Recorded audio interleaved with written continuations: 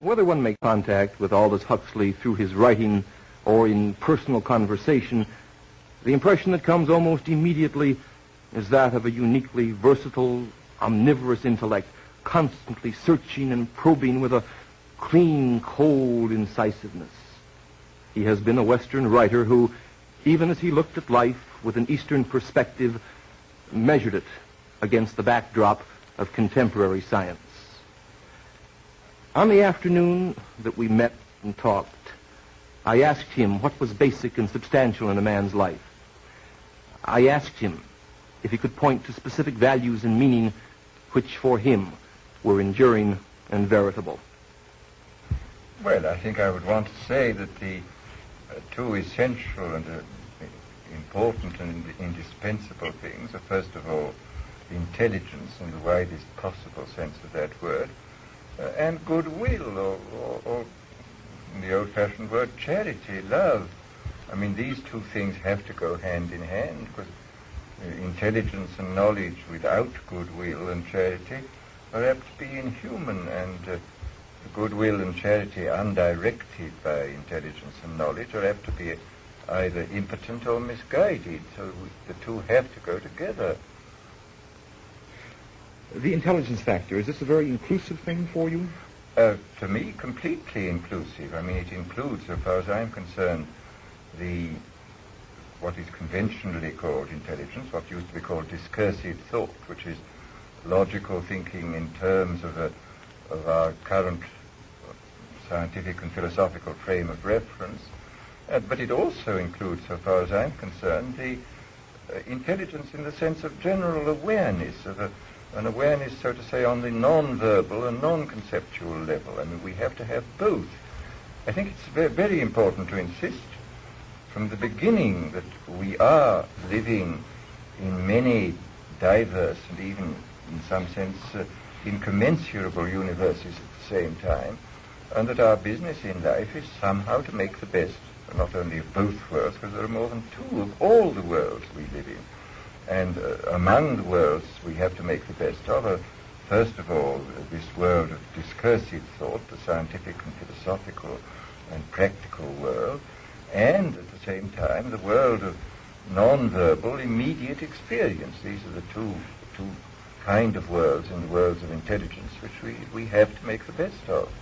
I'm intrigued with the dichotomy. Is this also a dichotomy between science on the one hand and poetry or religion on the other? Is it that manner of encompassment that's involved? In a sense, yes. I mean, the business of the man of letters, it seems to me, and the poet specifically, has been, I suppose, with man's more strictly private experiences, and also with the rendering of the manifold nature of man's experience. I mean, let us consider the question of scientific language and literary language.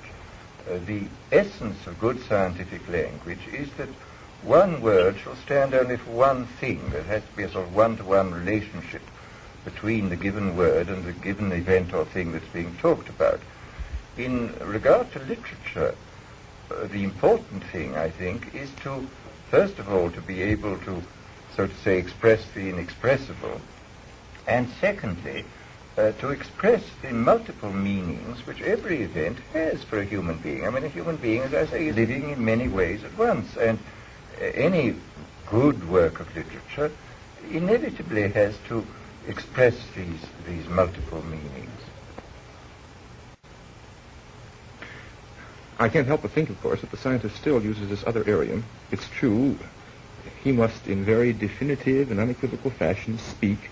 He must be able to communicate to his fellow scientists. Yes.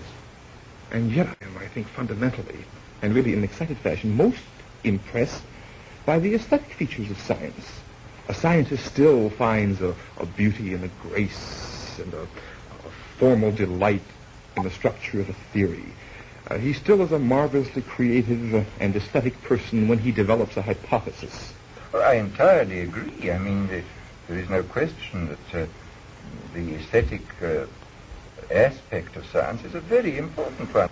One hears mathematicians speak of the ugliness of certain equations and the elegance of others. But nevertheless, while he is working, he has to have this language has to be purified in this one-to-one relationship. He has to be very careful that his words don't say more than one thing at a time. Whereas it seems to me in poetry and in literature in general, one of the great arts is how to say many things at the same time. I mean, look at a play by Shakespeare. This proceeds on one level. He was an exceedingly good playwright. I mean, it proceeds admirably on this storytelling level. But all the time, owing to his extraordinary use of language, everything is going up in tangents in every direction. The real genius of Shakespeare, which is the fact that you are living in many worlds of experience at the same time, owing to his extraordinary use of language. Well, you can't use language in this way in science. I mean, you have to purify it in another way. You have to get it down to this naked, absolutely clear one-to-one relationship. What is this dimension of charity? Sympathy? Empathy? Well, and general goodwill. I mean, and after all, in any given culture, I mean, let us face it, we are at once the beneficiaries and the victims of our culture. I mean, without our culture, we just couldn't do anything at all. We should be baboons, apes. But given any given culture is ambivalent. It permits one at once, at the same time, one and the same time, to be fully human, but at the same time, it limits our humanity. I mean, it imposes certain kinds of prejudices, certain kinds of likes and dislikes upon us. And I think it's perfectly true to say, as a man that I know you admire, Dr. Maslow, Abraham Maslow, said that any self-actualizing human being is one who, to some extent, breaks out of his culture.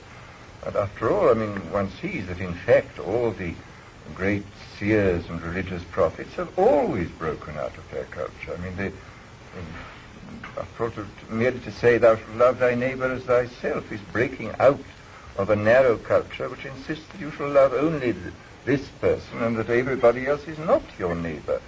And I think we have to see that the people who have broken out of their culture, the seers and the prophets, are essentially right, and that unless we follow their advice and follow it awfully quickly, we're going to be making an appalling...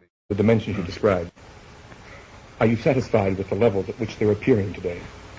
No. I mean, we obviously have to do much more than we are doing, and we have to do it awfully quick, because, after all, we're faced by a great number of problems which are absolutely unique in history. I mean, nothing like the explosive population increase has ever happened before, and nothing like the explosive technological advance has ever happened before, and nothing like the explosive advance in knowledge has happened before.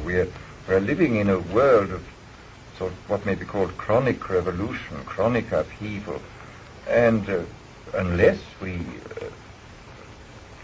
break out of the culture which imprisons us within a world of nationalism and militarism, given the hydrogen bomb, we're obviously in imminent danger.